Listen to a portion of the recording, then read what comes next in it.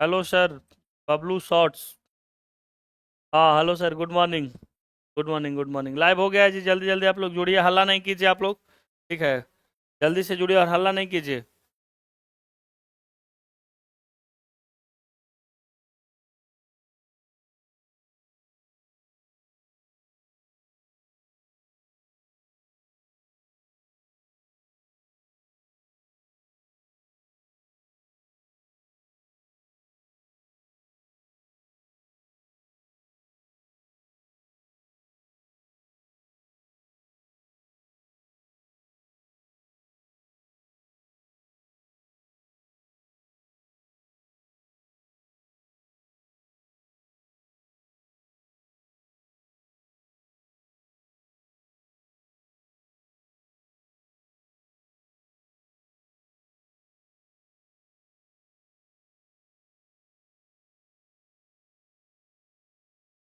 चलिए शुरू करते हैं।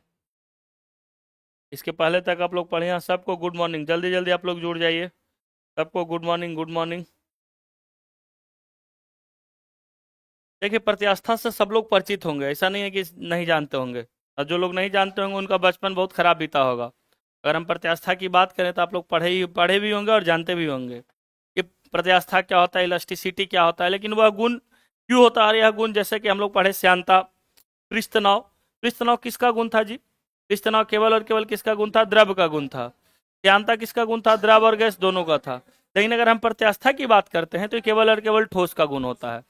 क्योंकि इसलिए होता है क्योंकि जो इसके प्रत्यास्था की अगर हम बात करेंगे तो इसका आकार एवं आयतन में क्या होता है? परिवर्तन होता है। और आकार और आयतन किस में निश्चित हो सकता है? तो ठोस में ही निश्चित होता है। क्योंकि अगर हम गैस की बात करते हैं तो जहां रखते हैं, या द्रव की बात करते हैं, उसी का क्या करता है? आकार वह ले लेता है। यही ना हम लोग पढ़े हैं। तो आकार और आयतन में परिवर्तन होता है प्रत्यास्था में। इसलिए जो प्रत्यास्था है किसका गुण है? तो प्रत्यास्था ठोस का गुण है। सबसे पहले तो यही याद रखना है कि प्रत्यास्था ठोस का गुण है। चलिए चर्चा करते हैं कि प्रत्यास्था है क्या। अगर हम प्रत्यास्था की बात करते हैं कि प्रत्यास्था है क्या, प्रत्यास्था जो भी है उसको एक एक करके देखते हैं। इंग्लिश में इसको क्या बोलते हैं? इलास्टिसिटी कहते हैं। इंग्लिश में क्या कहते हैं? इलास्टिसिटी। इसमें तो कोई दिक्कत नहीं ना है कि इंग्लिश में इसको क्या कहते हैं। इंग्लिश में इसको इलास्टिसिटी कहते हैं। और इलास्टिसिटी की अगर हम बात करते हैं, इसी को प्रत्यास्था या उसका किरण बुक सॉल्यूशन करवाइए, बहुत अच्छा करवाते हैं सर। हाँ भी उसका भी होगा, सैटरडे को करेंगे उसको। इस बार शायद संडे को होगा, क्योंकि इस बार इन लोग का क्लास बहुत सस्पेंड कर चुके हैं, तो संडे को होगा।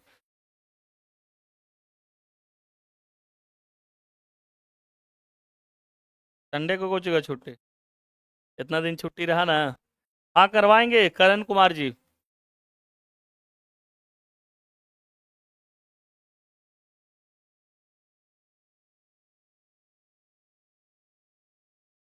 गप करना अगर बंद कर देंगे तो हमको थोड़ा अच्छा लगेगा। अगर आप लोग चाहते हैं कि हमको थोड़ा अच्छा लगे तो गप करना बंद कर दीजिए। चलिए इलास्टिसिटी की बात करते हैं।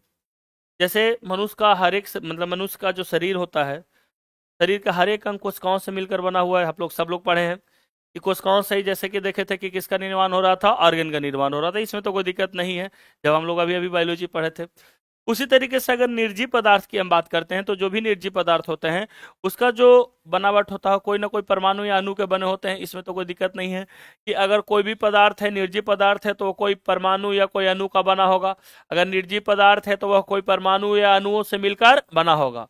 अगर सजीव पदार्थ है तो उसका निर्माण कोशिकाओं से मिलकर होता है। और कोई अगर निर्जीव पदार्थ है उसका निर्माण किससे होता है? तो वो परमाणुओं से मिलकर बना होता है। यहाँ तक कोई दिक्कत नहीं है ना कि किससे मिलकर बना होता है? तो परमाणुओं से मिलकर बना होता है। मतलब कोई भी पदार्थ परमाणुओं का बना होता है। कोई भी निर्जीव पदार्थ जो होता है, कह सकते हैं ना कि कोई भी निर्जीव पदार्थ किसका बना होता है दोस्त? तो कोई भी निर्जीव पदार्थ जो होता है, कोई भी निर्जीव पदार्थ जो होता है वो अणु या मतलब परमाणुओं का बना होता है। यही लिख लेते हैं, किसका बना होता है? तो परमाणुओं का बना होता है। किसका बना होता है? परमाणुओं का बना होता है। अब होता क्या है कि अगर हम इस पे कोई फोर्स अप्लाई करते हैं, और इस पे जो फोर्स अप्लाई करते हैं उसको हम क्या कहते हैं? एफ। इसमें तो कोई दिक्कत नहीं है ना। अब इलास्टिसिटी का गुण क्यों पाया जाता है और कैसे इसको हम समझेंगे एक एक कर। अब जैसे कोई भी पदार्थ है, कोई भी हम आपको पहले ही बता दिए हैं कि यह किसका गुण है, तो यह केवल और केवल किसका गुण है? ठोस का गुण है। अब सपोज कीजिए कि अगर ये ठोस है और ये भी कुछ ना कुछ अणु या कुछ परमाणु का बना हुआ होगा, और अगर हम इसको दबाते हैं, इस पे कोई फोर्स अप्लाई करते हैं, अगर इसी को मानते हैं कि ये ठोस का बना हुआ है, तो एक फोर्स अप्लाई करेंगे, तो फोर्स अप्लाई करने के बाद एक समय तक ना इसके आकार में परिवर्तन आएगा, नहीं इसके आयतन। आयतन किसको कहते हैं आपको पता है, लंबाई गुने चौड़ाई गुने ऊंचाई को आयतन कहते हैं। लेकिन अगर हम जरूरत से अधिक फोर्स अप्लाई कर देते हैं तो क्या होगा, इसके आकार में या इसके आयतन में क्या हो जाएगा, परिवर्तन आ जाएगा। लंबाई में भी परिवर्तन आ सकता है, ऊंचाई में भी परिवर्तन आ सकता है, या चौड़ाई में भी परिवर्तन आ सकता है। उसी को हम लोग मतलब एक साथ क्या कहते हैं, आयतन कहते हैं। तो अगर इसके आकार और आयतन में परिवर्तन आ रहा है तो आकार और आयतन में परिवर्तन क्यों आ रहा है, आकार और आयतन में परिवर्तन क्यों आ रहा है, क्योंकि पदार्थ का एक गुण है प्रत्यास्था। प्रत्यास्था क्या है, तो पदार्थों का एक गुण है। जिस तरीके से पृष्ठ तनाव श्यानता पदार्थों का एक गुण है, सेम उसी तरीके से प्रत्यास्था भी क्या है, तो एक पदार्थ का एक गुण है। अब होता क्या है कि जब इस पर हम कोई फोर्स अप्लाई करते हैं तो यह किसी न किसी अणु के बने होते हैं, तो ये अणु आपस में क्या होते हैं कि गति करने लगते हैं। जब इसको हम दबाएंगे तो अणु क्या हो जाएंगे, आपस में क्या हो जाएंगे, गति करने लगेंगे, और अणु क्या हो जाएंगे, एक जगह से दूसरे जगह मतलब विस्थापित हो जाएंगे। अगर दबाने के बाद देखिएगा कि या तो इसके आकार में परिवर्तन हो सकता है या तो इसके आयतन में परिवर्तन हो सकता है। आयतन किसको कहेंगे, एक बार और क्लियर कर देते हैं कि लंबाई गुने चौड़ाई गुने ऊंचाई को क्या कहते हैं हम लोग, आयतन कहते हैं। लंबाई गुने चौड़ाई गुने ऊंचाई को क्या कहते हैं, तो आयतन कहते हैं। तो अगर उसके आकार में और इसमें परिवर्तन हो रहा है तो क्यों हो रहा है उसके आयतन में परिवर्तन, तो हम कोई ना कोई बल लगाए। बल लगाने के बाद इसमें जो अणु था क्या होगा कि आपस में विस्थापित होगा। और अगर हम इस पे कोई बल लगाए और बाद में अगर इस तरीके से विस्थापित हो गया और इसका आकार कुछ इस प्रकार हो गया, तो आप देख रहे हैं कि इसका आकार कैसे हो गया, इसका आकार जो हो गया मतलब आकार में परिवर्तन हुआ कि नहीं हुआ। और जब आकार में परिवर्तन हुआ तो इसका आयतन भी कुछ ना कुछ बदल गया होगा। तो आकार और आयतन में परिवर्तन हो गया, मतलब इसमें जरूरत से अधिक फोर्स अगर हम लगाते हैं तो यह क्या होगा, तो या तो अगर हम फोर्स लगाते हैं तो फोर्स लगाने के बाद या तो ये अपने आकार में परिवर्तन करेगा या परिवर्तन करने की क्या करेगा, चेष्टा करेगा। मतलब जरूरत से अधिक अगर हम फोर्स लगा देंगे तो क्या हो जाएगा, ये अपने आकार में परिवर्तन कर लेगा। मतलब बल लगाने के बाद किसी वस्तु के आकार एवं आयतन में परिवर्तन हुआ और उसके बाद वो वस्तु पहले वाला आयतन प्राप्त करने में, मतलब पहले वाला आयतन प्राप्त करना चाहता है या पहले वाला आयतन प्राप्त कर लेता है या प्राप्त करने की चेष्टा करता है, उसी को क्या कहते हैं हम लोग, प्रत्यास्था कहते हैं। बल लगाने के बाद ध्यान रखिएगा कि बल लगाने के बाद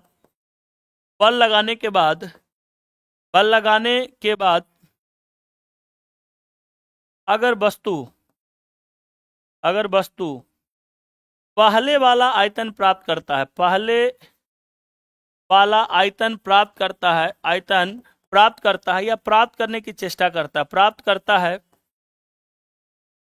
या प्राप्त करने की चेष्टा करता है, उसको हम लोग क्या कहते हैं, तो अप्राप्त करने की चेष्टा क्यों करता है, क्योंकि इसके अणु एक बल लगाने के बाद आपस में विस्थापित हो गए थे और आपस में विस्थापित होने के कारण इसके आकार में परिवर्तन हो गया था। लेकिन जैसे ही हम उससे अपना फोर्स हटाए, उससे अपना बल हटाए, वो अणु क्या चाहते हैं कि हम एक जगह आ जाए, मतलब जैसे हम व्यवस्थित थे उसी तरीके से हम फिर से अपने रूप में व्यवस्थित हो जाए। इसलिए अणु चाहता है कि हम अपने आकार में फिर से मतलब वापस आ जाए। और वही जो बल लगाने के बाद जो वस्तु के पहले वाला आयतन प्राप्त करना चाहता है, उसी गुण को हम क्या कहते हैं, इलास्टिसिटी कहते हैं। इसका उदाहरण के लिए हम रबड़ को लेते हैं, क्योंकि इसमें इलास्टिसिटी का गुण क्या है, कम पाया जाएगा। और कुछ ऐसे भी पदार्थ हैं जो कि नॉन इलास्टिक भी होते हैं, जिसको हम लोग प्लास्टिक कहते हैं, उसको पढ़ेंगे भी। जैसे अगर हम बात करते हैं कि इलास्टिसिटी, जो हम क्या बोले कि इलास्टिसिटी क्या है, तो बल लगाने के बाद यही बोले कि बल लगाने के बाद अगर वस्तु पहले वाला आयतन प्राप्त करता है या प्राप्त करने की चेष्टा करता है, उसको हम लोग क्या कहते हैं, तो उसी को हम लोग प्रत्यास्था कहते हैं। जैसे सपोज करते हैं इस स्प्रिंग की बात करते हैं,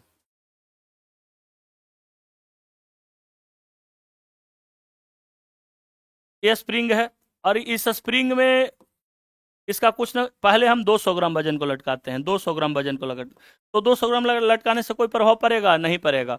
अगर इसकी क्षमता हम मान लेते हैं कि 5 केजी है, इस स्प्रिंग की क्षमता जो है 5 केजी है और 200 ग्राम हम वजन को लटका दिए, तो कुछ इसमें प्रभाव पड़ेगा, नहीं पड़ेगा। लेकिन इसकी क्षमता 5 केजी है और इसमें हम ठीक 5 केजी ही वेट को लगा देते हैं, तो 5 केजी वेट को लगाने के बाद क्या हो जाएगा, यह स्प्रिंग अपने से क्या हो जाएगा, अपनी अवस्था से इसके आकार में क्या आ जाएगा, परिवर्तन आ जाएगा। और जैसे ही हम वजन को हटाएंगे, मतलब उस फोर्स को हम हटाएंगे, वो पुनः किस अवस्था में आ जाएगा, वह पुनः जो है अपने जो जिस अवस्था में था उसी अवस्था में वापस आ जाएगा। और इसी गुण को क्या कहते हैं, प्रत्यास्था कहते हैं। उदाहरण के लिए अगर हम बात करते हैं, रबड़ कहाँ गिरा दिया, बोल रहा था कि गड्डी की गिरा दिए हैं। हाँ देखिए, उदाहरण के लिए इसको समझते हैं। अभी इसका आकार क्या है, निश्चित है, दिखाई दे रहा है ना आप लोग को, गड्डी के लिए नहीं, इसी के लिए लाए थे इसको। अभी इसका आकार क्या है, निश्चित है। अब इसको हम खींचे, इसके आकार में क्या हो गया, परिवर्तन हो गया। तो इस पे कोई ना कोई फोर्स अप्लाई हो रहा है, कोई ना कोई फोर्स अप्लाई हो रहा है। अभी इस बात को छोड़ दीजिए कि कौन सा फोर्स अप्लाई हो रहा है, लेकिन जैसे ही इस फोर्स को हम छोड़ते हैं पुनः अपने आकार में आ गया कि नहीं आ गया, तो पुनः अपने आकार में आ जाने की प्रक्रिया को ही या इसी गुण को हम लोग क्या कहते हैं, प्रत्यास्था कहते हैं। और ऐसा इसलिए होता है क्योंकि यह जो ठोस पदार्थ है वो किसी न किसी अणु से मिलकर बने होते हैं, और जब इस पर हम बल लगाते हैं तो उसके अणु आपस में क्या होते हैं, विस्थापित होते हैं, और जैसे ही हम बल को हटाते हैं तो अणु फिर से व्यवस्थित हो जाता है, और वो अणु फिर से व्यवस्थित होना चाहता है, इसलिए वो पुनः अपने आकार में आ जाता है। इसी गुण को क्या कहते हैं, प्रत्यास्था कहते हैं। प्रत्यास्था का मतलब समझ में आ गया कि बल लगाने के बाद कह सकते हैं ना कि बल लगाने के बाद उसके आकार में यही ना बोले कि बल लगाने के बाद अगर वस्तु पहले वाला आयतन प्राप्त करता है, मतलब बल लगाने के बाद उसमें परिवर्तन हुआ, और बल हटाने के बाद, यहां लगाने लिख दिए, हटाने के बाद लिख देते हैं, बल हटाने के बाद अगर वस्तु पहले वाला आयतन प्राप्त करता है या प्राप्त करने की चेष्टा करता है, उस गुण को हम लोग क्या कहते हैं, तो प्रत्यास्था कहते हैं। इसका उदाहरण, सबसे पहला उदाहरण आपको क्या बताया, स्प्रिंग, कि अगर हम उसको एक नियमित लेकिन एक फिक्स्ड, अगर ऐसा नहीं है कि अगर इसको अब जरूरत से अधिक हम खींचेंगे तो क्या इसके आकार में परिवर्तन ना होकर इसका इलास्टिसिटी का गुण या प्रत्यास्था का गुण क्या हो जाएगा, समाप्त हो जाएगा।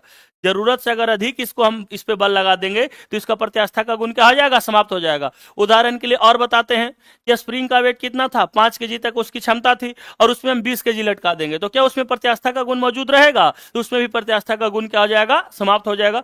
मतलब उसका जो एक मतलब सीमा है, उसकी सीमा तय कर दी गई है कि उतना ही सीमा तक उस हर एक वस्तु का अलग अलग प्रत्यास्था का ये होता है सीमा। तो उसका जैसे कि अब इसको है, एक समय तक अगर हम बल लगाएंगे तो ठीक है, अब इसको और हम पूरा लंबा खींचेंगे तो क्या हो जाएगा, इसके प्रत्यास्था का गुण क्या हो जाएगा, समाप्त हो जाएगा। तो प्रत्यास्था किस प्रकार का गुण है और प्रत्यास्था कैसे पाया जाता है, समझ में आ गया।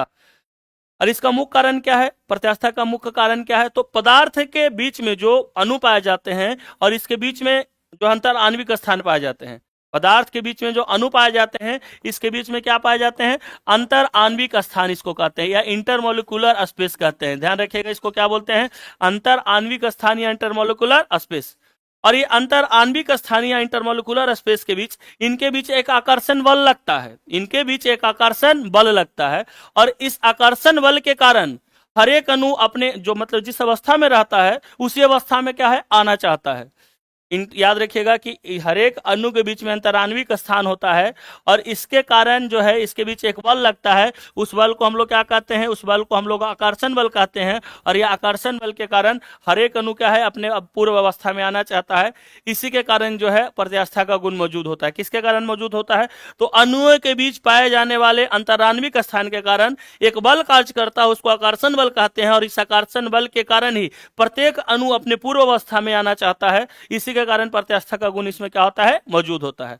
हमको लगता है कि प्रत्यास्था का मतलब समझ में आ गया होगा। प्रत्यास्था किसका गुण है, तो केवल और केवल ठोस का गुण है। समझ में आया प्रत्यास्था, हमको लगता है कि बहुत इजी से समझ में आ गया होगा। नहीं समझ में आया, एक बार फिर से समझ लीजिए कि प्रत्यास्था क्या है। तो किसी पदार्थ का अगर हम बात करते हैं कि जिस तरीके से सजीव पदार्थ कोशिकाओं से मिलकर बना हो, सेम उसी तरीके से निर्जीव पदार्थ, हर एक निर्जीव पदार्थ अणु या परमाणुओं से मिलकर बना हुआ है। और अगर इस पर हम कोई फोर्स अप्लाई करते हैं तो इसके अणु आपस में क्या हो जाते हैं, अव्यवस्थित हो जाते हैं। और अव्यवस्थित होने के कारण याद रखिएगा इसके आकार एवं आयतन में क्या हो जाता है, परिवर्तन हो जाता है। और आकार एवं आयतन में परिवर्तन होने जैसे ही उससे हम बल को हटाते हैं वह पुनः अपने आकार में आ जाता है या फिर आकार में आने की चेष्टा करता है। इसी गुण को हम क्या कहते हैं, प्रत्यास्था कहते हैं। इसी गुण को क्या कहते हैं, प्रत्यास्था। प्रत्यास्था का गुण मौजूद क्यों होता है पदार्थ में, प्रत्यास्था का गुण पदार्थ में इसलिए मौजूद होता है क्योंकि अभी हम तुरंत पढ़े हैं कि पदार्थ के प्रत्येक अणु किसके पदार्थ, हर एक पदार्थ किससे बने होते हैं, अणु से बने होते हैं। और प्रत्येक अणुओं के बीच में क्या पाया जाता है, अंतराण्विक स्थान पाया जाता है। और इस अंतराण्विक स्थान के बीच में एक बल कार्य करता है, उस बल को आकर्षण बल कहते हैं। और उस आकर्षण बल के कारण प्रत्येक अणु आपस में क्या होना चाहते हैं, व्यवस्थित होना चाहते हैं। इसी के कारण इसमें किसका गुण मौजूद होता है, इलास्टिसिटी का गुण मौजूद होता है। हमको लगता है कि प्रत्यास्था समझ में आ गया होगा। दूसरा एक चीज आपको पढ़ना है, डिफॉर्मिंग फोर्स। डिफॉर्मिंग फोर्स कहने का मतलब उसको कहते हैं विरूपक बल। आसानी से समझ जाइएगा, ये समझ में आ गया ना। आते हैं आगे बढ़ते हैं, विरूपक बल को देखते हैं, डिफॉर्मिंग फोर्स को देखते हैं। पहले भी पढ़ाए थे कि जो रूप बिगाड़ दे उसको क्या बोलते हैं, डिफॉर्मिंग फोर्स। इसी को बोलते हैं डिफॉर्मिंग फोर्स, या याद रखिएगा इसको कहते हैं विरूपक बल। रूप बिगाड़ दे उसको कहते हैं विरूपक बल। रूप मतलब किसी वस्तु का जो अगर रूप उसका जो वास्तविक आकार है उसमें परिवर्तन ला दे। याद है कैसे बताए थे, लेकिन आज वैसे नहीं बताएंगे। हाँ देखो याद है उसको, आज वैसे नहीं बताएंगे। किसी वस्तु पर लगने के बाद उसके आकार एवं आयतन में परिवर्तन कर दे। विरूपक बल उस प्रकार का बल है जो किसी वस्तु पर लगने के बाद उसके आकार एवं आयतन में क्या कर दे, परिवर्तन कर दे। जैसे ही हम इस पे बल लगाए थे क्या किया था, इसके अभी हमारा आकार मुंह का क्या था, ठीक था, लेकिन जैसे ही हम लगाए थे क्या कर रहा था, मेरा रूप बिगाड़ दे रहा था, मतलब आकार एवं आयतन में क्या कर दिया, परिवर्तन कर दिया। तो विरूपक बल किस प्रकार का बल है, तो यह ऐसा बल है जो आकार एवं आयतन में परिवर्तन कर देता है। आकार एवं आयतन में परिवर्तन, तुम लोग कहाँ बात कर रहा है जी, कर देता है। आकार एवं आयतन में परिवर्तन कर नहीं दे रहा है जी, कहाँ गिरा दिया मेरा रबड़, लो देखो, तुम लोग मुंह पे हंसेगा इसलिए इस पे बताते हैं। इसका आकार है, अब जो हम इसको खींचे, इसको इसी बल को क्या कहते हैं, विरूपक बल। इसी बल को क्या बोलते हैं, डिफॉर्मिंग फोर्स। जो इसके आकार एवं आयतन में क्या कर देगा, परिवर्तन कर देगा। मुंह वाला बताते हैं, तुम लोग बहुत हंसता है इसीलिए इस पे बताते हैं। और एक चीज आपको पढ़ना है, डिफॉर्मेशन, जिसको बोलते हैं विरूपण। दूसरा चीज जो पढ़ना है, डिफॉर्मेशन।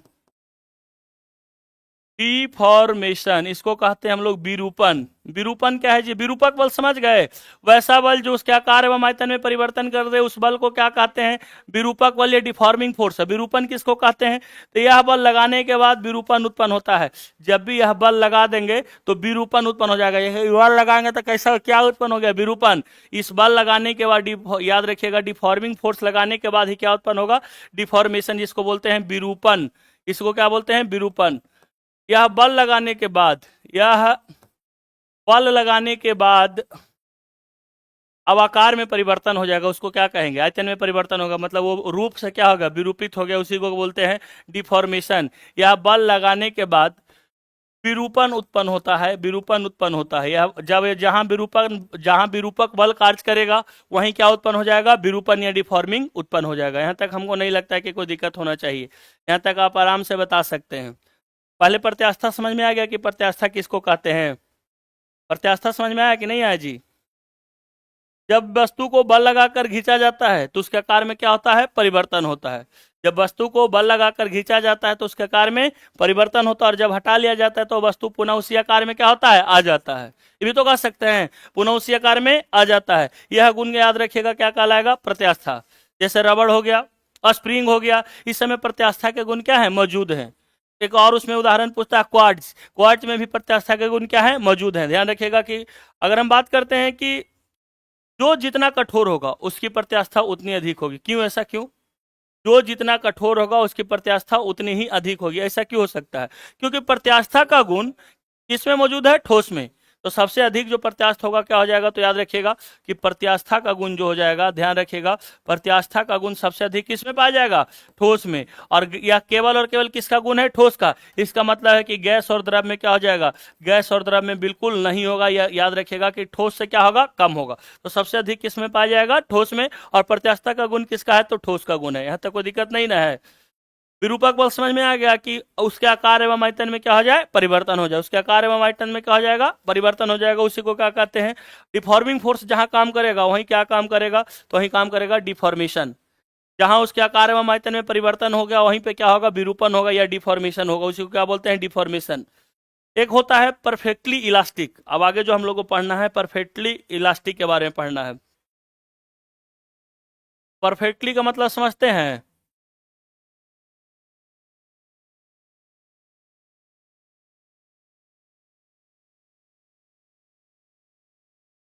परफेक्टली का मतलब क्या होता है जी, इसका मतलब हो जाएगा कि पूर्ण, पूर्ण प्रत्यास्थित को कह सकते हैं कि नहीं कह सकते हैं। दूसरा जो होता है जिसको हम लोग कहते हैं कि नॉन इलास्टिक या प्लास्टिक, नॉन इलास्टिक, या इसी को और कहते हैं प्लास्टिक। क्योंकि प्लास्टिक में क्या इलास्टिसिटी का गुण मौजूद होगा। अगर हम इसको एक बल लगा कर इधर खींचते हैं तो खींचने के बाद क्या होगा, ये फिर से अपने आकार में आ पाएगा, नहीं आ पाएगा। कोई भी प्लास्टिक का ले लेते हैं, देखिए जैसे बोतल को कहते हैं, इस पर एक फोर्स अप्लाई करते हैं, इसको फिर एक इसमें इलास्टिक का गुण मौजूद होगा। इलास्टिक का मतलब क्या हुआ कि वापस पुनः वो अपनी अवस्था में आ जाए। तो ये फिर से अपनी अवस्था में आ पाएगा, नहीं आ पाएगा। एक बल लगाने के बाद ये दोनों दो पार्ट में डिवाइड हो जाएगा और अपनी अवस्था में नहीं आ पाएगा, इसलिए इसको, इसमें इलास्टिसिटी का गुण मौजूद नहीं होता है, इसलिए इसको नॉन इलास्टिक या प्लास्टिक कहते हैं।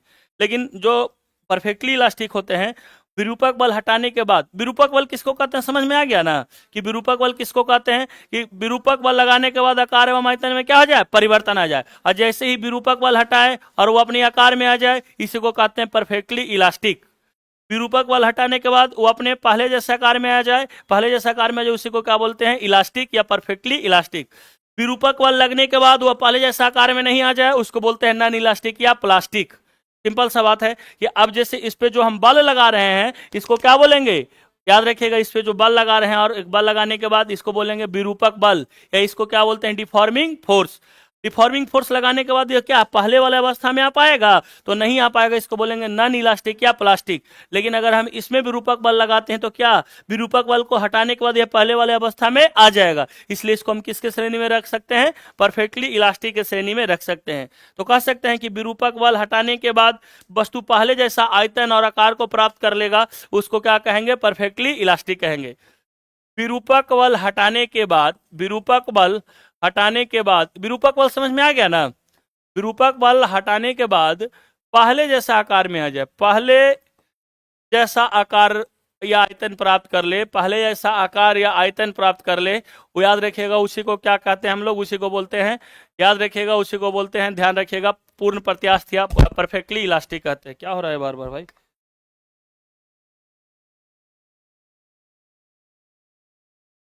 3 दिन तक अब तुम गिरवे नहीं करेगा। और नॉन इलास्टिक किसको कहेंगे, कि विरूपक बल हटाने के बाद वो पहले जैसा अवस्था में नहीं आया, उसको क्या बोलते हैं, नॉन इलास्टिक कहेंगे। यहाँ तक हमको नहीं लगता है कि कोई दिक्कत होना चाहिए। नॉन इलास्टिक समझ में आ गया ना, यहाँ तक कोई दिक्कत नहीं ना। विरूपक बल समझ में आया, प्रत्यास्था समझ में आ गया कि प्रत्यास्था किस प्रकार का गुण है, तो कह सकते हैं कि विरूपक बल लगाने के बाद अपने पहले जैसा अवस्था में आ जाए, उसी गुण को क्या कहते हैं, प्रत्यास्था कहते हैं। कह सकते हैं कि नहीं, या दूसरे भाषा में और बोलना चाहे कि किसी वस्तु पर बल लगाने के बाद उसके आकार या आयतन में परिवर्तन होता है, और जैसे ही बल को हटाते हैं वो पहले वाले अवस्था में आ जाता है, उसी गुण को क्या कहते हैं, प्रत्यास्था कहते हैं। प्रत्यास्था के कुछ उदाहरण आपके लिए हम रखे हैं और उसको आपके सामने प्रस्तुत कर रहे हैं। जैसे देखिए, इसको क्या है, लेकिन उसकी भी सीमा क्या है, निश्चित है। अगर उस सीमा से अधिक अगर हम करेंगे तो उसका प्रत्यास्था का गुण क्या हो जाएगा, समाप्त हो जाएगा। और प्रत्यास्था का गुण केवल और केवल किस में मौजूद होगा, प्रत्यास्था का गुण केवल और केवल ठोस में मौजूद होता है। अब अगर इसको स्प्रिंग को है, और उतना छोड़ दीजिए ना, इसको छोड़ दीजिए। बचपन के समय में आप टिप टॉप वाला पेन देखे थे, जेटर पेन आता था, हम लोग इतना हुलचुलिया थे कि उसका ऑपरेशन कर देते थे, खोल दिए, स्प्रिंग निकाल लिए और स्प्रिंग को ऐसे खींच दिए, तो एक बार सीमा से अधिक खींचने के बाद उसका जो टिप टॉप वाला पेन होता था वो टिपाता ही नहीं था। क्यों, क्योंकि वो स्प्रिंग का प्रत्यास्था का गुण क्या हो गया, समाप्त हो गया। अब प्रत्यास्था किसको कहते हैं, कि बल हटाने के बाद वो पुनः अपने आकार आयतन में आ जाए, लेकिन अब उसको आप जरूरत से अधिक ही खींच दिए तो वो अपने आकार आयतन में पुनः वापस नहीं आएगा, तो इसलिए क्या होगा, उसमें प्रत्यास्था का गुण समाप्त, इसलिए आपका टिप टॉप वाला कलम भी क्या हो गया, खराब हो गया। हाँ, टिप टॉप वाला कलम भी क्या हो गया, समाप्त हो गया। एक और उदाहरण देखते हैं, आप इलास्टिसिटी का सबसे बेहतर उदाहरण इससे देख सकते हैं। बचपन में क्या होता था कि गांव घर में बाराती उराती आता था, नाश्ता का पैकेट में रबड़ लगा हुआ होता था, अब ना कंटेनर आ गया। और जो ये लोग नहीं किया उसका बचपन अच्छा सा नहीं बीता, हम लोग बहुत बढ़िया से इस सब चीज को किए हैं। अब क्या करते थे, एल्युमिनियम आता था छोटा छोटा, उसमें से फंसाए ऐसा मारते थे, उसमें से फंसा ऐसे मारते थे, कि दूसरा कोई को मारने का काम करते थे। और उस समय समझ में नहीं आया कि किसका गुण है, कि प्रत्यास्था का गुण है। लेकिन अभी समझ में आया कि जब इसको खींच रहे हैं तो एक सीमा तक इसकी सीमा तय है, सभी पदार्थों का प्रत्यास्था की सीमा क्या है, तय है। अब एक सीमा तक जैसे इसमें जो बल लगा रहे हैं किस प्रकार का बल है, तो ये विरूपक बल है, इसके आकार एवं आयतन में क्या कर दे रहा है, परिवर्तन कर रहा है। लेकिन जैसे ही इस विरूपक बल को हटाते हैं या पुनः अपने आकार में आ जाता है, मतलब इसमें इलास्टिसिटी का गुण मौजूद है। लेकिन जैसे ही इसके बल को आवश्यकता से अधिक लगाएंगे तो इसकी भी प्रत्यास्था सीमा क्या हो जाएगी, मतलब इसका भी प्रत्यास्था का गुण क्या हो जाएगा, समाप्त हो जाएगा। और आप देखे होंगे कि अगर रबड़ को घींचते हैं, आपके सामने उदाहरण प्रस्तुत कर रहे हैं कि जैसे ही रबड़ को घींचते हैं और जैसे इस बल को हटाते हैं, पुनः अपने आकार एवं मतलब आयतन को क्या कर लेता है, प्राप्त कर लेता है। इसी बल को हम लोग क्या कहते हैं, विरूपक बल कहते हैं। दूसरा उदाहरण ये स्प्रिंग वाली की अगर हम बात करते हैं कि इस पे कोई भी फोर्स अप्लाई करते हैं, लेकिन आवश्यक उसके क्या है, प्रत्यास्था सीमा क्या है, तय है। इस उदाहरण आप देख सकते हैं कि आराम से समझ भी सकते हैं कि अगर हम जरूरत से अधिक घींच देंगे, आप लोगों को साफ साफ दिखाई नहीं दे रहा होगा, इसमें दिखाई दे रहा है, साफ साफ नहीं दे रहा होगा, लेकिन हम आपको बता देते हैं कि अगर आवश्यक, लाल वाला दिखाई दे रहा होगा, लाल वाला दिखाई दे रहा है ना, ड्रॉ करके आपको बता देते हैं, ड्रॉ करके बता देते हैं। अगर हम इसको कंप्रेस करते हैं, अगर हम इसको कंप्रेस करते हैं दोनों ओर से, तो एक सीमा तक कंप्रेस करने के बाद जैसे ही बल को हटाएंगे क्या आ जाएगा, यह अपनी पूर्व अवस्था को प्राप्त कर लेगा। लेकिन अगर हम बात करते हैं इसको आवश्यकता से अधिक अगर हम इसको खींच देते हैं तो यह पुनः फिर से अपने अवस्था को प्राप्त नहीं कर पाएगा। और नहीं प्राप्त कर पाएगा इसका मतलब क्या हो गया कि इसकी जो सीमा है, इसकी जो प्रत्यास्था की सीमा है उससे अधिक बल हम इस पे आरोपित कर चुके हैं, इसलिए सीमा को प्राप्त नहीं कर पाएगा। तो प्रत्यास्था समझ में आ गया होगा, नॉन इलास्टिक समझ में आ गया होगा, विरूपक बल समझ में आ गया होगा। विरूपक बल समझ में आ गया, नहीं भी आया तो एक बार जरा जल्दी से इसको रिकॉल करते हैं, फिर आगे बढ़ते हैं, आप लोग को बताते हैं। कोई भी निर्जीव पदार्थ किसका बना होता है, परमाणुओं का बना होता है। जब उस पर हम कोई बल लगाते हैं तो उसमें जो परमाणु उससे बने पदार्थ होते हैं जो आपस में क्या करते हैं, गति करने लगते हैं। और गति करने के बाद क्या होते हैं, एक जगह से दूसरे जगह चले मतलब विस्थापित हो जाते हैं। और उसी विस्थापित होने के बाद कारण उसके आकार एवं आयतन में क्या हो जाता है, परिवर्तन हो जाता है। लेकिन जैसे ही उससे हम हटाते हैं बल को, वो अपनी अवस्था में आ जाता है। मतलब बल हटाने के बाद अगर वस्तु पहले वाला आयतन प्राप्त कर लेता है, इसी गुण को हम लोग क्या कहते हैं, प्रत्यास्था कहते हैं। इसी गुण को क्या कहते हैं, प्रत्यास्था कहते हैं। प्रत्यास्था का गुण मौजूद क्यों होता है, क्योंकि अभी हम पढ़े कि जो भी पदार्थ होगा उसके बीच अंतराण्विक स्थान क्या होता है, मौजूद होता है। और अंतराण्विक स्थान मौजूद होने के कारण उसके बीच में एक बल लगता है, उस बल को क्या कहते हैं, आकर्षण बल कहते हैं। और उस आकर्षण बल के कारण ही हर एक अणु अपने आप मतलब कि अपने पहले वाली स्थिति में क्या होना चाहता है, आना चाहता है। इसी के कारण किसका गुण मौजूद होता है, प्रत्यास्था का गुण मौजूद होता है। उसका उदाहरण आपको बताया स्प्रिंग, रबर और क्वार्ट्ज। लिख देते हैं उसका उदाहरण जो है स्प्रिंग,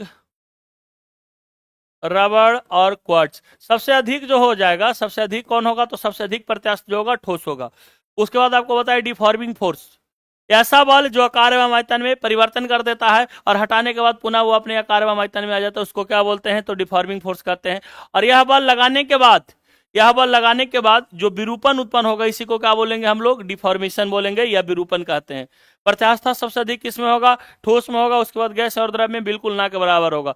जो पूर्ण प्रत्यास्थ जिसको परफेक्टली इलास्टिक बोलेंगे, कि विरूपक बल हटाने के बाद वो अपने पूर्ण अवस्था में आ जाए, उसको क्या बोलेंगे, तो याद रखिएगा पूर्ण प्रत्यास्थ बोलेंगे। और नॉन इलास्टिक या प्लास्टिक किसको कहते हैं, कि विरूपक बल लगाने के बाद उसके आकार या आयतन में परिवर्तन हो जाए और वह पुनः अपने अवस्था में वापस नहीं आए, उसको हम लोग क्या बोलेंगे, नॉन इलास्टिक या प्लास्टिक कहेंगे, नॉन इलास्टिक या प्लास्टिक कहेंगे।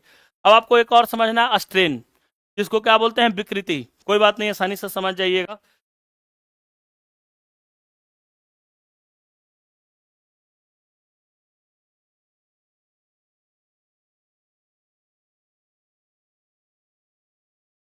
अब विकृति क्या है, विकृति को समझते हैं। विरूपक बल के कारण याद रखिएगा, विरूपक बल जब लगा तो उसके आकार एवं आयतन में परिवर्तन हो गया। उसका आकार एवं आयतन में क्या हो गया, परिवर्तन हुआ।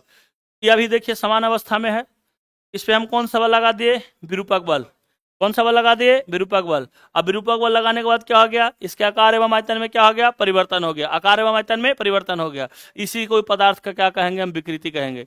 तो कह सकते हैं ना कि विरूपक बल लगाने के बाद जो वस्तु के आकार या आयतन में परिवर्तन होता है उसी को क्या कहते हैं, विकृति कहते हैं। कह सकते हैं कि नहीं कह सकते हैं, कि विरूपक बल के कारण किसी वस्तु के आकार या आयतन में जो परिवर्तन होता है उसी को क्या कहते हैं, विकृति कहते हैं। विकृति समझ में आ गया, विकृति बता दीजिएगा ना आप लोग, कि विरूपक बल लगाने के कारण, विरूपक बल लगाने के कारण वस्तु के आकार, वस्तु के आकार एवं आयतन में परिवर्तन होता है। आयतन में जो परिवर्तन होता है, आयतन में परिवर्तन होता है उसी को क्या बोलते हैं, आयतन में जो परिवर्तन होता है उसी को हम लोग क्या बोलते हैं, उसी को विकृति कहते हैं। उसी को क्या कहते हैं, विकृति कहते हैं। विरूपक बल क्लियर हो गया तो ये भी आराम से समझ गए कि स्ट्रेन किसको कहते हैं। स्ट्रेन के बाद जो अगला आपको पढ़ना है, अब हम अभी तुरंत बताए थे इलास्टिक, मतलब प्रत्यास्था सीमा उसको बोलते हैं, इलास्टिसिटी लिमिट। अगर प्रत्यास्था का गुण सीमित हो जाता है तो जरूरत से अधिक बल लगाने पर क्या हो जाएगा, उसकी अभी तुरंत ना चर्चा किए, उसका क्या हो जाएगा, प्रत्यास्था का गुण क्या हो जाएगा, समाप्त हो जाएगा। अभी तुरंत पढ़े थे कि जरूरत से अधिक अगर अप्लाई कर देंगे तो प्रत्यास्था का गुण क्या हो जाएगा, समाप्त हो जाएगा। एक चीज और आप लोग को पढ़ना है, और जिसको हम लोग कहते हैं स्ट्रेस या प्रतिबल। जो हम लोग स्ट्रेस लेते हैं उसकी बात नहीं कर रहा है, इसके बारे में कर रहा है, स्ट्रेस के बारे में बात जो कर रहा है, ये थोड़ा प्रतिबल दूसरा है। और आसानी से इसको भी समझा देंगे, आराम से समझिएगा।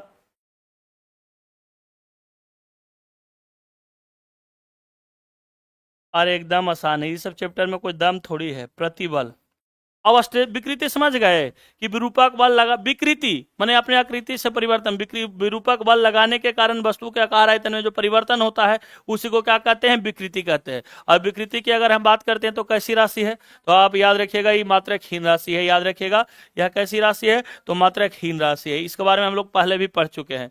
विकृति में कोई समस्या है? विकृति के बाद आते हैं प्रतिबल।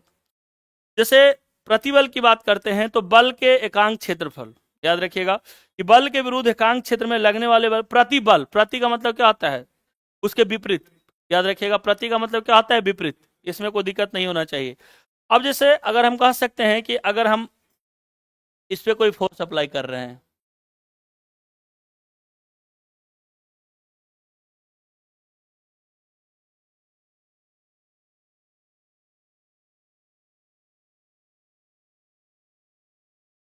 अब कोई वस्तु है तो याद रखिएगा कि अगर हम कहते हैं कि प्रत्यास्था का गुण किसके कारण है, तो आप कह सकते हैं कि प्रत्यास्था का गुण प्रतिबल के कारण है। प्रतिबल के कारण क्यों है प्रत्यास्था का गुण? प्रतिबल कहते किसको है, पहले ये जानना जरूरी है। तो बल के विरुद्ध एकांक क्षेत्र में लगने वाले बल को क्या कहते हैं, प्रतिबल कहते हैं। बल के विरुद्ध लगने वाले एकांक क्षेत्र में लगने वाले बल को क्या कहते हैं, प्रतिबल कहते हैं। और जैसे अगर हम प्रतिबल की बात करते हैं तो प्रतिबल बराबर होता है बल बटा क्षेत्रफल। प्रतिबल बराबर क्या होता है, बल बटा क्षेत्रफल। प्रतिबल बराबर होता है बल बटा क्षेत्रफल। जैसे प्रतिबल कहने का मतलब बल के विरुद्ध लगने वाला फोर्स है, क्या होता है, बल के विरुद्ध लगने वाले जैसे कि कोई भी चीज को हम इधर लगा रहे हैं तो इसके अगर हम इसके कारण अगर बता रहे हैं तो इधर से हम कोई फोर्स अप्लाई कर रहे हैं, और इसके विरुद्ध अगर कोई फोर्स लगता है उसी को क्या बोलते हैं, स्ट्रेस या प्रतिबल कहते हैं। तो प्रत्यास्था का गुण जो मौजूद होता है वो किसके, प्रत्यास्था। जैसे इसको हम खींचे, इसको हम खींचे, इस पर कोई ना कोई बल लगाए, और प्रत्यास्था किसको कहते हैं, वापस वो अपने आकार में आ जाए, वापस वो अपने आकार में आ जाए। तो ये अपने आकार में आ रहा है तो बल के विरुद्ध में कोई ना कोई बल लगा रहा है। जब अपने आकार में आने के लिए बल के विरुद्ध भी कोई ना कोई बल लगा रहा है। जैसे इस बल को हम लगाए हुए हैं तो ये अपने आकार में है क्या, ये अपने आकार में नहीं है। लेकिन जैसे ही इसको हम छोड़ते हैं तो बल के विरुद्ध एक बल लगाता है, उसको क्या कहते हैं, प्रतिबल कहते हैं। और प्रतिबल के कारण ही ये क्या हुआ, प्रतिबल के कारण ही यह पुनः अपने आकार या मतलब कि आयतन में फिर से वापस आ गया। और इसी को हम क्या कहते हैं, उसे जो वस्तु पुनः बल हटाने के बाद अपने आकारी आयतन को प्राप्त कर लेता है उसी गुण को हम क्या कहते हैं, प्रत्यास्था। तो कह सकते हैं कि प्रत्यास्था का गुण जो मौजूद है किसके कारण मौजूद है, प्रतिबल के कारण मौजूद है। प्रत्यास्थता का गुण है, एक मिनट, प्रत्यास्थता का गुण किसके कारण मौजूद है, तो प्रतिबल के कारण मौजूद है। बोलिए। हाँ, तो उसमें जो स्ट्रेस लगा उसको विरूपक बल कहते हैं। वापस जो अपनी अवस्था में आया मतलब उस बल के विरुद्ध बल कार्य किया, इसी को स्ट्रेस या प्रतिबल कहते हैं। रबर को खींचे, इस बल को हम क्या कहें, स्ट्रेस लगा तो इसको विरूपक बल कहेंगे। इसके आकार एवं आयतन में क्या हुआ, परिवर्तन हुआ, इसी बल को बोलते हैं डिफॉर्मिंग फोर्स। और जब वापस अपने अवस्था में आ गया, बात तो उतना ही है कि दोनों में कोई ना कोई बल लगा, तो ये जो बल लगता है उस बल के विरोध में कार्य करता है, इसलिए इसको हम लोग बोलते हैं स्ट्रेस या प्रतिबल कहते हैं। ठीक है, कोई दिक्कत नहीं ना यहाँ तक। या अगर बल के विरुद्ध एकांक क्षेत्र में लगने वाले बल को क्या कहते हैं, प्रतिबल। अच्छा, एक चीज और बताते हैं, देखिए जैसे इसको हम दबाए, इसको समझिएगा, इसको हम दबाए तो इसको हम क्या बोलेंगे, इस वस्तु पे क्या आरोपित कर रहे हैं, दाब आरोपित कर रहे हैं। लेकिन अगर हम इस वस्तु को खींचे तो इस पे हम प्रतिबल आरोपित कर रहे हैं। ध्यान रखिएगा, इस वस्तु को अगर दबा रहे हैं, जैसे हम कोई और वस्तु ले लेते हैं तो इस वस्तु को दबाते हैं तो इस वस्तु को दबाने पे क्या इस पे आरोपित कर रहे हैं, दाब, एक दाब इस पर आरोपित कर रहे हैं। लेकिन अगर हम इस वस्तु को खींचते हैं तो खींचने में जो बल आरोपित होता है उसको क्या कहते हैं, प्रतिबल कहते हैं। खींचने में जो बल आरोपित हो रहा है उसको क्या कहेंगे हम, अगर स्प्रिंग का बात करते हैं तो स्प्रिंग को अगर हम दबा रहे हैं तो उस पर हम दाब आरोपित कर रहे हैं। लेकिन अगर हम स्प्रिंग को खींच रहे हैं तो उस पर जो बल लगा रहे हैं उसको स्ट्रेस या प्रतिबल कहते हैं, उसको स्ट्रेस या क्या कहते हैं, प्रतिबल कहते हैं। ध्यान रखिएगा। अब एक चीज और पढ़ना, हम लोग को हुक का नियम पढ़ना है। ठीक है, इसमें एक चीज और पढ़ना है, हुक का नियम पढ़ना है। पहले यहां तक देख लेते हैं, उसके बाद आते हैं हुक के नियम पे, आपको लेकर चलेंगे।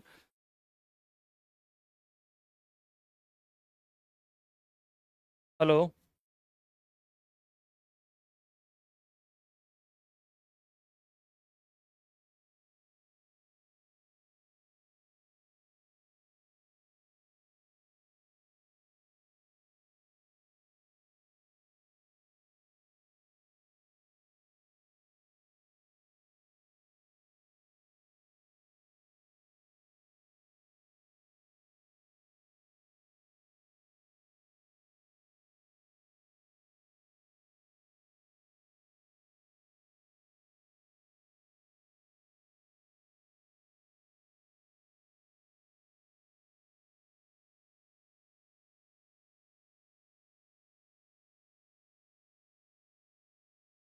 देखिए आगे देखते हैं, हल्ला नहीं कीजिए।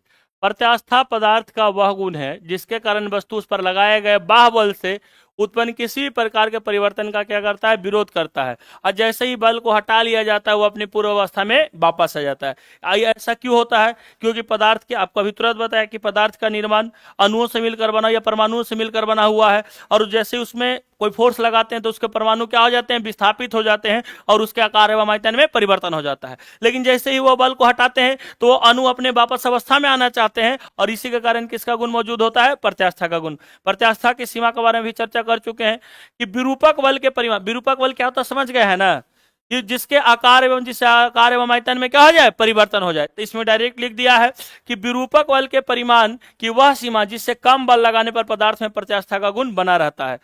विरूपक बल क्या है, तो उसके आकार या आयतन में क्या कर देता है, परिवर्तन कर देता है। लेकिन अगर जरूरत से, मतलब उससे अगर कम लगाएंगे तब तो उसकी प्रत्यास्था की सीमा क्या होगी, बनी रहेगी।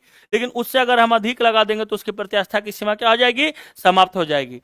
वही कह रहा है, तथा जिससे अधिक बल लगाने पर पदार्थ का प्रत्यास्था का गुण क्या हो जाता है, समाप्त हो जाता है, और प्रत्यास्था की सीमा कहलाती है। इस तो समझ गए कि प्रत्यास्था की सीमा जरूरत से अधिक बल लगाने पर क्या, अगर उसका जो प्रत्यास्था का गुण समाप्त हो जाता है। और कब, अगर विरूपक बल का मान, विरूपक बल का परिमाण अगर उस विरूपक बल से कम बल लगाएंगे तब उसमें प्रत्यास्था का गुण मौजूद रहेगा। लेकिन विरूपक बल से अधिक बल लगा देंगे तो प्रत्यास्था का गुण उसमें मौजूद नहीं रहेगा। विकृति है कि किसी तार पर विरूपक बल लगाने पर उसकी प्रारंभिक लंबाई एल में वृद्धि आई होती है, तो आई बटा एल को विकृति कहते हैं। इसमें बताएंगे, इसमें अनुदैर्ध्य विकृति होता है, इसके बारे में भी चर्चा करेंगे। अनुदैर्ध्य विकृति, अगर लंबाई में परिवर्तन होता है उसको क्या कहते हैं, अनुदैर्ध्य विकृति कहते हैं। चर्चा कर देंगे, टेंशन नहीं लीजिए, उसके बारे में भी बता देते हैं। पहले इसको समझ लीजिएगा कि विकृति किसको कहते हैं। विकृति समझ में आया कि विकृति किसको कहेंगे, किसको कहेंगे विकृति, बताइए जरा। तो विरूपक बल के कारण किसी वस्तु के आकार या आयतन में परिवर्तन हो जाता है, उसी को क्या कहते हैं, विकृति कहते हैं। अगर लंबाई में परिवर्तन हो उसको क्या कहते हैं, अनुदैर्ध्य विकृति। लंबाई में परिवर्तन को क्या कहते हैं, अनुदैर्ध्य विकृति। अगर आयतन में परिवर्तन उसको क्या कहते हैं, याद रखिएगा, आयतन विकृति। आयतन में परिवर्तन मतलब आयतन विकृति।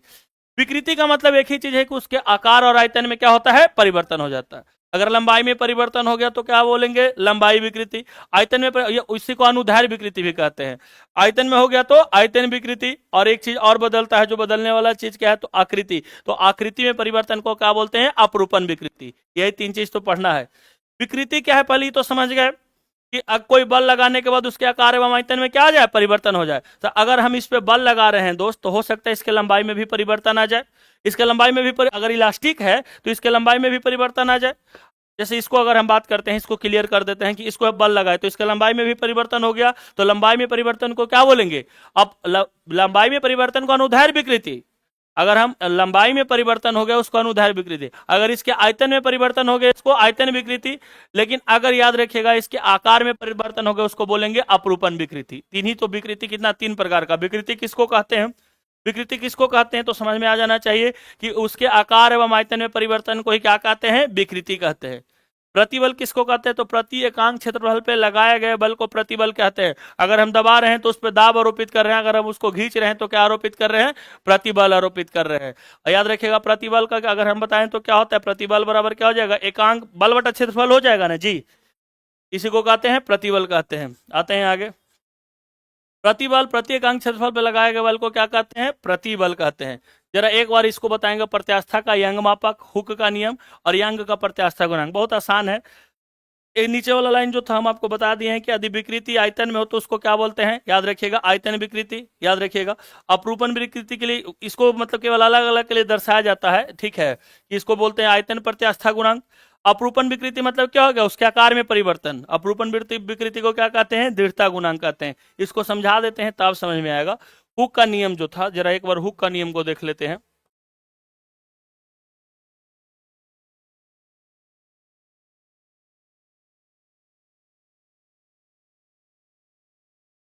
अगर हम हुक के नियम की बात करते हैं तो समझ जाइएगा कि हुक का नियम क्या था, आसानी से समझ जाइएगा कि हुक का नियम क्या था। अगर हुक के नियम की बात करेंगे तो विकृति अगर कम हुआ है, विकृति अगर कम हुआ है तो हम क्या बोले कि विकृति का गुण जो मौजूद है किसके कारण है, याद रखिएगा, प्रतिबल के कारण। तो हम कह सकते हैं कि प्रतिबल इज डायरेक्टली प्रोपोर्शनल टू क्या हो जाएगा, विकृति।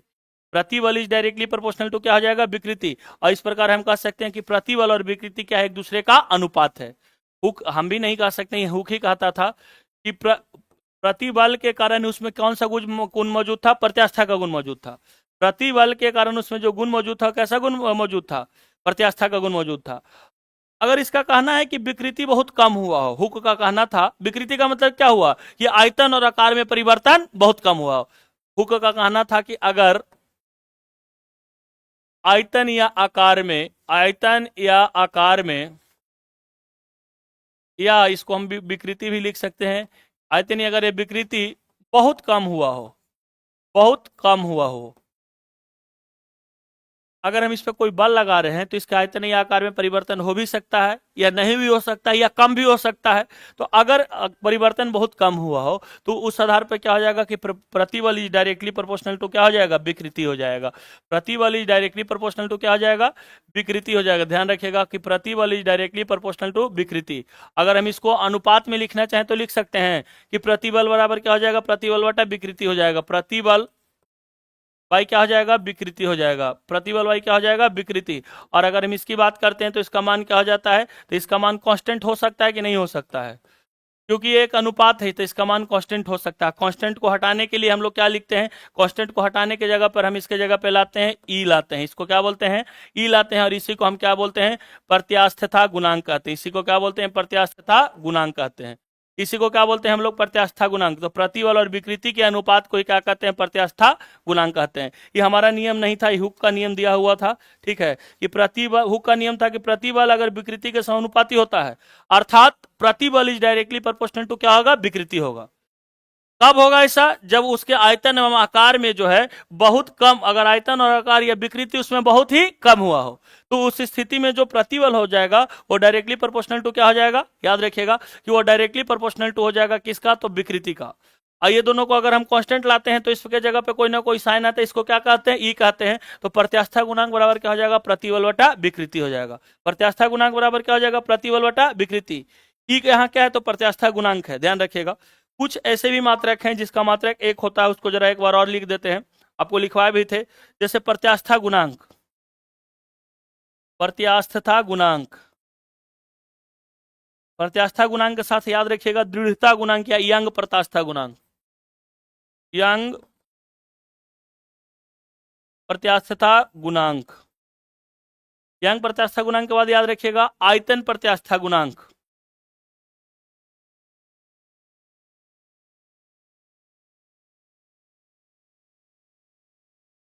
आयतन प्रत्यास्था गुणांक। नेक्स्ट आते हैं दृढ़ता गुणांक, दृढ़ता गुणांक। इस सभी का मात्रक जो होता है एक होता है। इस सभी का मात्रक क्या होता है? इसका जो एसआई मात्रक होता है, ध्यान रखिएगा, इसका एसआई मात्रक जो होता है न्यूटन प्रति मीटर स्क्वायर होता है। क्या होता है? न्यूटन प्रति मीटर स्क्वायर होता है। यहाँ तक कोई दिक्कत नहीं होना चाहिए कि क्या होता है, तो न्यूटन प्रति मीटर स्क्वायर होता है। विकृति तीन तरीके का। कौन कौन विकृति? अगर उसके आयतन में परिवर्तन हो तो आयतन विकृति, लंबाई में परिवर्तन हो तो अनुदैर्ध्य विकृति, और उसके आकार में परिवर्तन हो तो क्या हो जाएगा? उसके आकार में परिवर्तन हो तो अपरूपण विकृति कहते हैं। उसको क्या बोलते हैं? अपरूपण विकृति। अगर हम याद रखिएगा कि अगर आयतन या आकार में या विकृति बहुत कम हुआ हो तो हुक का नियम था कि प्रतिबल इज डायरेक्टली प्रोपोर्शनल टू क्या हो जाएगा? विकृति। विकृति क्या है पहले समझ में आ गया कि उसका आकार एवं आयतन में परिवर्तन को ही विकृति कहते हैं। प्रतिबल क्या है? तो प्रतिबल के कारण ही किसका गुण मौजूद है? प्रत्यास्था का गुण मौजूद है। तो प्रतिबल जितना उसमें लगेगा उसी मतलब उसी के डायरेक्टली प्रोपोर्शनल क्या हो जाएगा? विकृति हो जाएगा। तो प्रतिबल और विकृति को अगर हम एक अनुपात में लिखते हैं तो क्या आता है? कांस्टेंट आता है। उस कांस्टेंट को क्या कहते हैं? ई कहते हैं। और ई को ही हम क्या कहते हैं? प्रत्यास्था गुणांक कहते हैं। और ये यांग प्रत्यास्था गुणांक, प्रत्यास्था गुणांक, आयतन प्रत्यास्था गुणांक, दृढ़ता गुणांक, इस सभी का मात्रक क्या होता है? तो इस सभी का मात्रक जो होता है न्यूटन मीटर स्क्वायर होता है। एक बार बुक पे आते हैं, उसके बाद आते हैं आगे। प्रत्यास्था का यंग मापक। प्रतिबल और विकृति के अनुपात को क्या कहते हैं? तो प्रतिबल और विकृति के अनुपात को क्या कहते हैं? याद रखिएगा प्रत्यास्था का यंग मापक कहते हैं। अभी इसी को ना पढ़े हैं कि प्रतिबल और विकृति के अनुपात को क्या कहते हैं? तो प्रत्यास्था का यंग मापक कहते हैं। अभी पढ़े ना जी, प्रतिबल और इसके अनुपात को क्या कहते हैं? तो प्रत्यास्था गुणांक या प्रत्यास्था का यंग मापक कहते हैं। हुक का दिया नियम कि प्रत्यास्था के सीमा में किसी वस्तु में उत्पन्न विकृति उस पर लगाए गए प्रतिबल के क्या होता है? समानुपाती होता है। यही ना, प्रतिबल इज डायरेक्टली प्रोपोर्शनल टू क्या हो जाएगा? विकृति। इसको एक अनुपात में लिख दिया तो प्रतिबल बटा क्या हो गया? विकृति। और ये यहाँ क्या आ गया? एक नियतांक आ गया, इसको क्या बोलते हैं? प्रत्यास्था का गुणांक। प्रत्यास्था गुणांक का मान भिन्न भिन्न पदार्थों के लिए भिन्न भिन्न होता है। इसका सही मात्रा क्या होता है? न्यूटन प्रति मीटर होता है, जिसको क्या बोलते हैं हम लोग? पास्कल कहते हैं। यंग का प्रत्यास्था गुणांक जरा देख लेते हैं क्या था। यदि विकृति अनुदैर्ध्य हो, सिंपल सा बात है, विकृति कितने तरीके का? 3 तरीके का। अगर लंबाई में परिवर्तन हो तो उसको क्या बोलेंगे? अनुदैर्ध्य विकृति। अगर विकृति अनुदैर्ध्य हो तो प्रत्यास्था गुणांक को क्या कहेंगे? यंग प्रत्यास्था गुणांक। यही तो याद रखना है कि अगर लंबाई में परिवर्तन हो तो उसको क्या बोलेंगे हम लोग? अनुदैर्ध्य विकृति। और अगर विकृति अगर अनुदैर्ध्य हो तो उसको हम लोग क्या बोलते हैं? उसके प्रत्यास्था गुणांक को क्या कहते हैं? यंग प्रत्यास्था गुणांक। उसके प्रत्यास्था गुणांक को क्या कहते हैं? यंग प्रत्यास्था गुणांक। और अगर आयतन में विकृति हो तो उसको क्या बोलते हैं? आयतन प्रत्यास्था गुणांक कहते हैं। 3 ही चीज तो हम लोग पढ़े हैं विकृति में। सबसे पहले उसके लंबाई में परिवर्तन को क्या कहते हैं? लंबाई में अनुदैर्ध्य विकृति कहते हैं। और अनुदैर्ध्य विकृति की अगर हम बात करते हैं कि यदि विकृति अनुदैर्ध्य हो तो प्रत्यास्था गुणांक को क्या कहेंगे हम लोग? यंग प्रत्यास्था गुणांक। अगर विकृति आयतन में उसको बोलेंगे आयतन प्रत्यास्था गुणांक। और अगर विकृति आकृति को, आकृति में को क्या बोलते हैं? अपरूपण विकृति।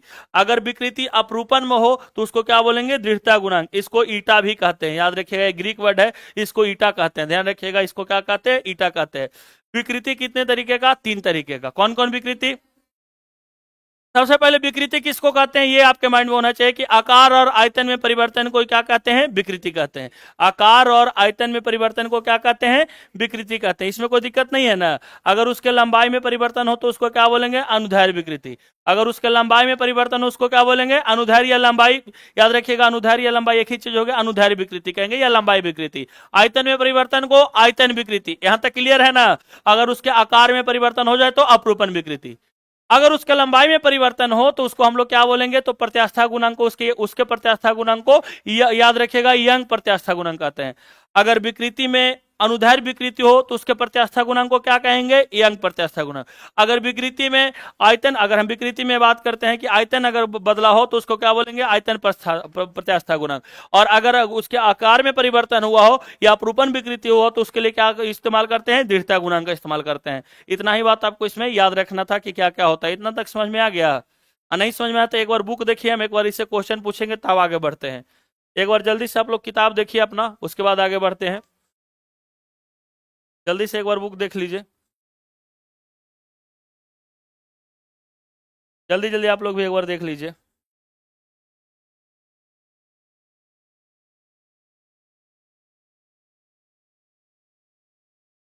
तब याद हो गया जी सौरभ जी? आपको याद हो गया तब अच्छा बात है।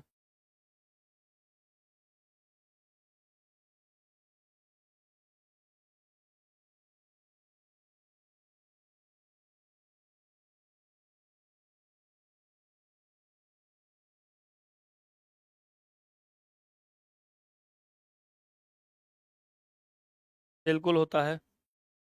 क्वार्ट्ज को ही कहते हैं सिलिकॉन डाइऑक्साइड। क्वार्ट्ज का ही रासायनिक नाम है सिलिकॉन डाइऑक्साइड। कोई अलग से हम बताए हैं उसके बारे में?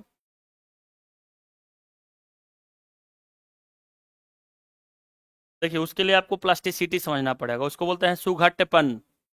जो जितना अधिक सुघट्यपन होगा या बिना भंजन का जो अगर पदार्थ का टूट जाना ही क्या कहलाता है? सुघट्यपन। जैसे बेकेलाइट है, बेकेलाइट को अगर हम अधिक, या प्लास्टिक है या टेफ्लॉन है, उसको अगर हम अधिक खींचेंगे तो क्या वो पुनः अपने आकार में आ पाएगा? वो नहीं आ पाएगा, वो क्या हो जाएगा? टूट जाएगा। लेकिन अगर हम बात करते हैं कि पूर्ण प्रत्यास्थ, जो हम आपको बताएं कि कुछ ऐसे पदार्थ हैं जो कि अपने ही, मतलब कि एक बाल हटाने के बाद वो अपने आकार में पुनः वापस आ जाते हैं। उसमें सबसे अधिक हम बताए थे कि किसका है? क्वार्ट्ज। क्वार्ट्ज का रासायनिक नाम है सिलिकॉन डाइऑक्साइड। लिख सकते हैं इसको, अगर आप चाहें तो एक लाइन में लिख सकते हैं। हम बताए थे उसमें क्वार्ट्ज बहुत बोले थे, लगता है ध्यान नहीं है, लेकिन बोले थे।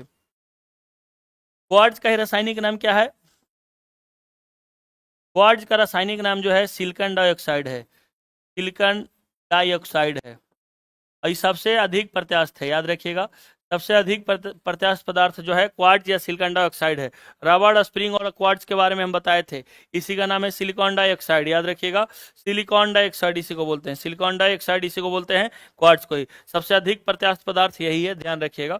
सबसे अधिक प्रत्यास्थ पदार्थ यही है। प्रत्यास्था किसको कहते हैं? तो कह सकते हैं, उसका 2-3 डेफिनेशन आप बता सकते हैं कि हर एक पदार्थ, बोल सकते हैं कि नहीं बोल सकते हैं जी? कि हर एक पदार्थ किसी न किसी परमाणुओं से मिलकर बना होता है, और उस पर जब बल लगाते हैं तो उसके परमाणु क्या होते हैं, आपस में अव्यवस्थित हो जाते हैं, और उस अव्यवस्थित होने के कारण उसके आकार एवं आयतन में क्या हो जाता है, परिवर्तन हो जाता है। लेकिन जैसे ही बल हटाते हैं वह पुनः अपने आकार में फिर से वापस आ जाता है। इसी गुण को क्या कहते हैं, प्रत्यास्था कहते हैं। या फिर कहते हैं खींचने के बाद, या दूसरे भाषा में खींचने के बाद वस्तु फिर से पुनः अपने आकार में आ जाए, उसी को क्या कहेंगे, प्रत्यास्था कहेंगे। विकृति किसको कहते हैं कि याद रखिएगा, विकृति याद रखिएगा, विकृति किसको कहते हैं, उसके आकार एवं आयतन में परिवर्तन हो जाए। विकृति कितने प्रकार का, 3 प्रकार का। आयतन विकृति याद रखिएगा, अनुदैर्ध्य विकृति और अपरूपण विकृति। अगर उसके आकार में परिवर्तन हुआ तो अपरूपण विकृति, अगर उसके लंबाई में परिवर्तन हुआ तो अनुदैर्ध्य विकृति, और अगर हम बात करते हैं कि आयतन में परिवर्तन हुआ तो आयतन विकृति। अगर उसका लंबाई में परिवर्तन हुआ तो उसको कौन सा गुणांक, लंबाई में परिवर्तन हो तो यंग प्रत्यास्था गुणांक।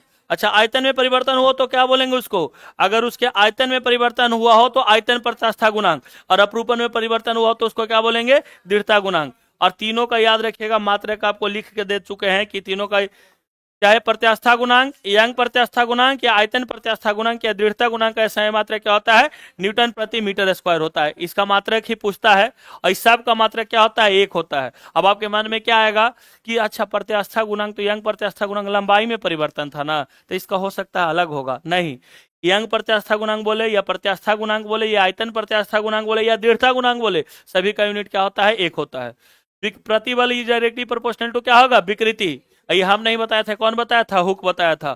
हुक का नियम क्या है कि प्रतिबल डायरेक्टली प्रोपोर्शनल टू क्या हो जाएगा, विकृति हो जाएगा। और ये प्रतिबल और विकृति क्या है, एक अनुपात है। इसको अगर हम कांस्टेंट लाते हैं तो क्या आ जाता है, याद रखिएगा, ई जो आया ये क्या है, प्रत्यास्था गुणांक है।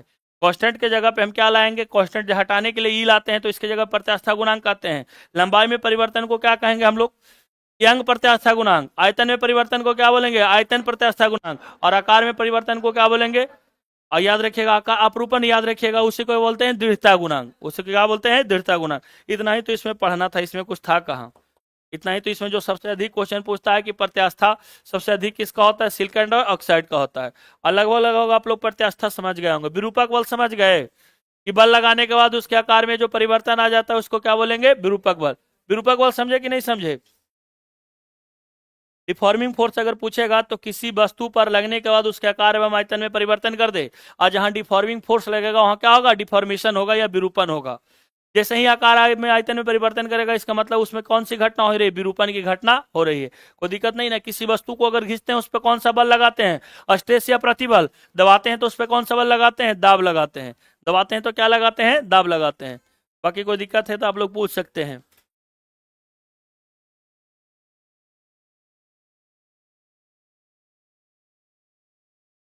कल पढ़ना है सिंपल हार्मोनिक मोशन, सरल आवर्त गति। कल 10वां चैप्टर पढ़ना है ना फिजिक्स का।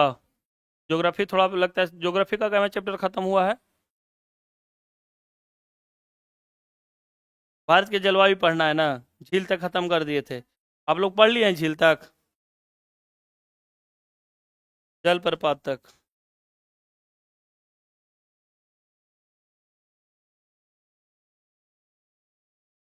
किसका, सिल्क का। जो जितना अधिक ठोस होगा उतना अधिक प्रत्यास्थ होगा। और उसमें डिपेंड करेगा कि ऑप्शन क्या है। अगर हम अभी तुरंत बताए कि किसका गुण है तो ठोस का गुण है, सबसे पहला क्वेश्चन। एक और क्वेश्चन पूछता है कि हुक का नियम किससे संबंधित है, तो प्रत्यास्था से संबंधित है। और जो जितना अधिक ठोस होगा, अठोस का मतलब क्या होता है कि ठोस में जो होता है ठोस कैसे पहचाना जाता है, उसमें जितना कम अंतर आणविक स्थान होगा उतना वो क्या होगा, ठोस होगा। क्योंकि ठोस में अंतर आणविक स्थान पाए ही नहीं जाते हैं, इसलिए स्टील का जो होता है प्रत्यास्था सबसे अधिक, वो ऑप्शन पे डिपेंड करेगा। ऑप्शन क्या देता है, इससे सबसे अधिक प्रत्यास्थ सिलिकॉन डाइऑक्साइड या क्वार्ट्ज होता है। ठीक है, आते हैं आगे, देखते हैं नेक्स्ट।